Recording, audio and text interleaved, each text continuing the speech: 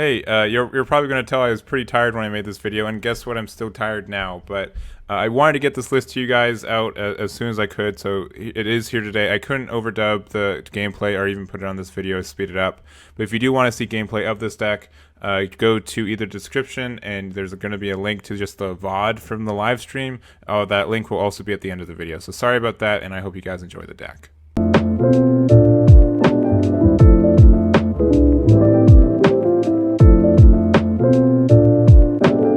Hey everyone, Egman here with another video, and today we've got a green Ginyu deck that was boosted by the expansion set that's coming out in the next couple weeks, and this is also a deck that I made and streamed on my Twitch channel this last Monday, so definitely follow that, link in the description, to get, live streams from me and also notifications of when I go live. But yeah, this started out as like most of my somewhat good decks turned, like as a joke deck. But the more I played it and everything, it turned out really good, and it's actually was surprisingly easy to play this Cell Xeno from on like turn 2 or turn 3, and I think that's just like a monster of an accomplishment just in itself. So, but yeah, we're also playing this Ginyu because it also got this new card from the expansion set, and I also think this is an amazing card as well. So we're going to talk about it. So if you don't know about this leader, this came out in set 10, and it's a green Ginyu Force and Freeze's Army card. When this card attacks, reveal the top card of your deck. If it's a green Ginyu Force card with any cost of 2, you may play it, then draw 1 card. So, like, that's kind of absurd because you get to draw 2 cards as long as you hit the card you need to every turn, right? You draw 1 to hand, and then you draw another one into the play area, which is, like, better than drawing sometimes. Like just getting a boy on the board is really, really good. And then it has an awaken condition of either 4 or less life, or if you have 4 or more Ginyu Force cards in play, you get to draw 2 cards and flip it over. So that's really good in itself too, and really obtainable on turn 2. It's moderately consistent based on what I've seen. It's not impossible to do, and so being able to awaken super early with like a lot of cards in your life is always like a really good option in my mind. And like this deck is just so swarmable. Like you get so many +1s for free just because you're playing like the cards themselves are like okay, but like a bunch of like okay cards can like make a big difference. And then on the awaken side, same thing with the auto on your swing. We also get this active battle once per turn for just 1 green. You can choose 1 green Ginyu Force and gets +10k for the battle. That's fine. It's not great, but it's fine. And honestly, you just want to awaken early just because you have a 15k leader and you get to draw cards, right? So that's the idea for this deck. We're also running yellow cards because I think there's some, like, it's worth it running it. I think it actually makes it more consistent compared to less consistent, but that's definitely up to you guys as well. So going from what we're doing turn 1, we want to play a unison turn 1. So Demigra I think is still the best one. We don't really care about our life total. We just care about the card being out. So if you want to have this guy, you just want to play this guy turn 1, and then your opponent has to either swing on you or your unison. Either way, you get to draw a card and get card advantage from that. I put Bio Broly as my second one just because like you're able to get some free cycle with this guy, and like if you need to have a unison out, like you can like discard a card from your hand and bring it back. But I think this card's fine. It's okay with what it does. We also could have run like the new Harugan from the draft box as well, and I think that guy is also good in its own ways. Being able to like make your opponent like discard cards from their combo area, every turn. And then also being able to, like it's, it has 3 counters on turn 1 and is a 15k as long as you just go -1 in hand. And you get like enough card advantage in this deck anyways. I think it's worth it. So it's just up to you. I think you definitely want to run 6 unisons though, just because even I don't think 7's outrageous either. You just want to make sure that you see 1 turn 1, so it's very important. So turn 1 you charge green, you play unison. Turn 2 you charge a yellow, and then Freeze's Call is so good in this deck. And it just enables like a lot of your swarming, and just for 1 energy it's good.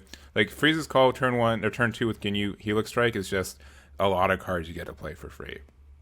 So looking at, let's talk about real quick the your I guess your 2-drop Ginyu cards that we're looking at. So probably the most important was Goldo. This one's really good. You have to go -1 to activate its effect from your hand, which is fine. Where you can just look at the top 3, cards of your deck, and then place them top or bottom in any order. So this is really good. Being able to set it up for your leader and knowing what cards you're finding. If you need to like even do like a hard reset later, you can with like we have like shuffle effects too. But he's just good, and also if he's on the board, active main one's printing. You just look at top 5 with the same effect. So if like you just want 1 on the board always, It helps you out, makes it really consistent, and it's not super hard for him to just hit the board in the first place. And he's a 15k for 2 energy, so that's really good. Second best is probably this Ginyu Force, the Showstoppers. So this counts as all 4 Ginyu Force cards, all non-Ginyu Force, all non-Ginyu Force cards. My apologies. But auto once per turn. If you lead your card as a green Ginyu Force and you have 2 or more energy, when this card's attack deals damage to an opponent or removes a marker from an opponent's unison card, play up to 1 green Ginyu Force and cost 2 from your deck, and then you can't play an energy cost of 2 from your deck other than copies this card, then shuffle your deck. So you're able to just play, playing a card, drawing 1 would have been fine, but you get to play 1 from your deck, which is absurd, which helps your leader thing. You can't play itself, but this card doesn't have unique for some reason. It totally should, but it doesn't. So, and it's not impossible to get 2 of these guys out on the same turn. You can just easily do, you can use Freeze's Call, and then you can use Raccoon if you have one in hand. Because Raccoon's able, this is probably your next best one, where if you lead your card's Ginyu Force, when you play, this card's played, and it's not from hand, it's just played in general. Choose up to 1 Ginyu Force card and cost 2 in your hand and play it.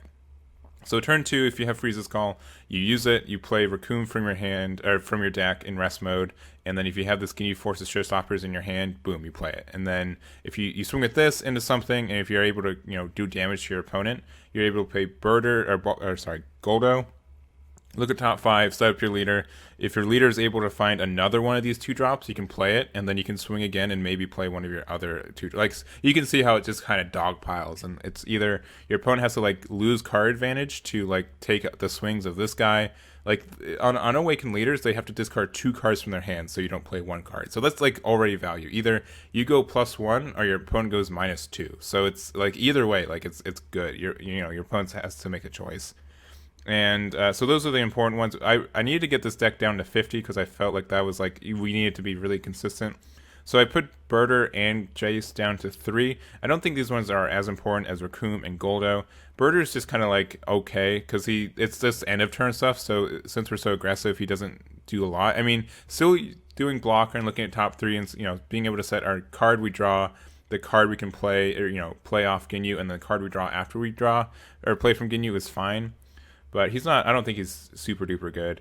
And then we also have Jace. Jace is fine too. You just have to attack with him. And for Freeze's Call, being able to play something from rest, Goldo and Raccoon already get their effects from even if they are played in rest.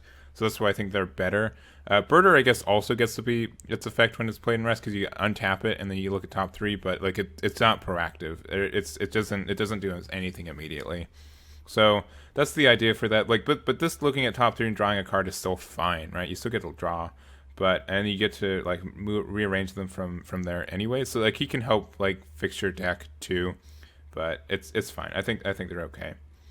And then lastly, so we have Ginyu. I guess actually real quick. So we also have the Ginyu Captain Elite. So this is also a Ginyu Force card. And so let's say turn 2 we play 1 yellow and 1 green. We get 3 cards out, but we can't really find a way to play our 4th one really easily. Maybe we didn't see Helix Strike or something.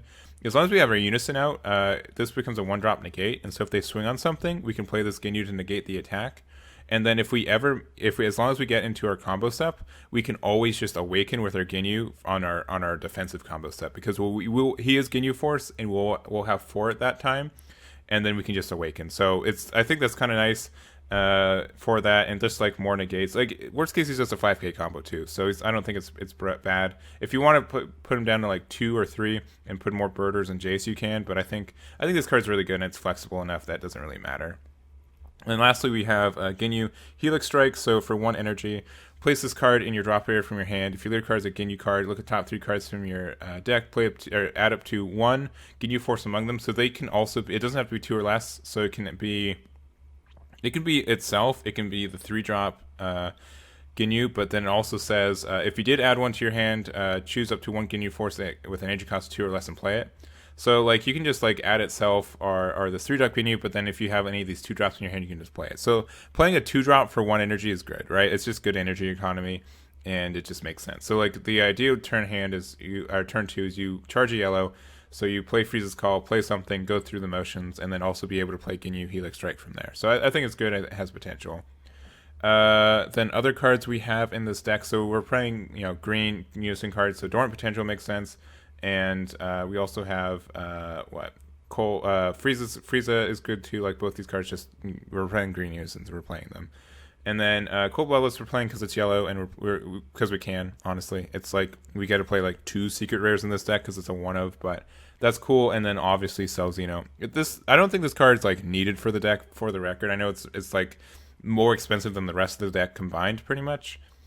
Yes, confirmed. So it's not like I understand like why you wouldn't afford this. I personally don't own this card right now, which is like saying something, but because I love this card, but it's still like good. Like you can play this card in like turn 2, turn 3 if you're like really going hard on it, and but I don't think the deck needs it to be good. I think it has like a lot of swarm potential, a lot of good stuff going for it. And originally when I made this deck too, it was more for a successor, like a mid-range successor deck.